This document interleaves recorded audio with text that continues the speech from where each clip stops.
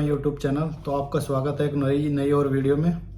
तो आज की इस वीडियो में हम बात करेंगे, अगर आप दुबई आना चाहते हैं तो पासपोर्ट बनवाते समय आपको किन बातों का ध्यान रखना है।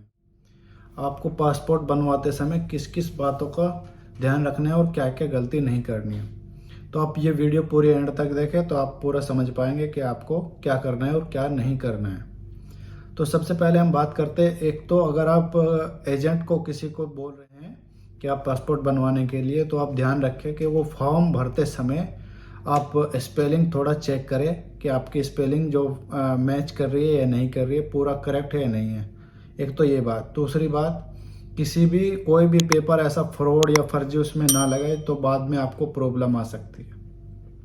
पासपोर्ट में कोई भी पेपर ऐसा नहीं लगाना है तो जो फ्रॉड हो, फर्जी हो, जिसमें आपने ऐसा किया हो कि एज बढ़वा रखी हो या किसी और डॉक्यूमेंट में एज कम हो, किसी में ज़्यादा हो, तो ऐसा नहीं करना है। आपके जो डॉक्यूमेंट हो वो बिल्कुल मैच होनी चाहिए, सेम टू सेम।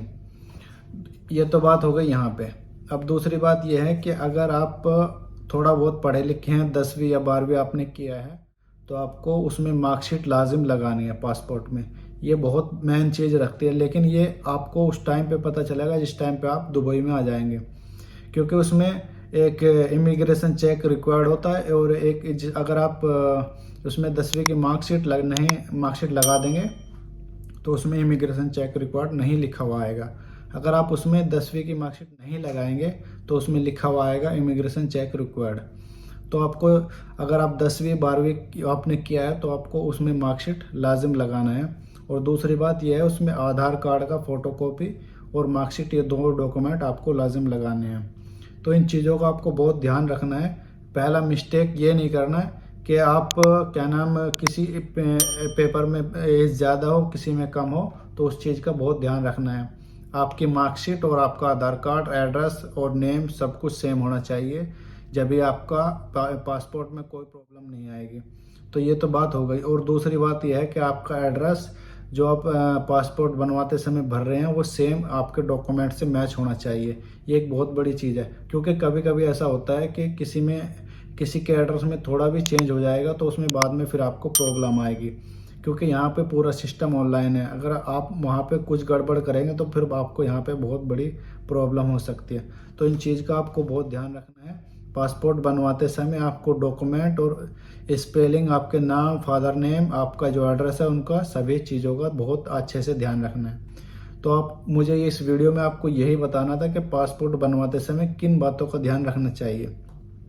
तो आप समझ गए होंगे पासपोर्ट बनवाते समय किन बातों को ध्यान में रखना चाहिए। पहली बात यह है, अगर एजेंट से बनवा रहे हैं आप तो अपना सामने फॉर्म भरवाइए, अपने खुद चेक कीजिए स्पेलिंग सभी कि उसने सही भरा है नहीं भरा है। नहीं तो आप खुद भी ऑनलाइन भर सकते हैं, जिसमें खर्चा भी कम आएगा।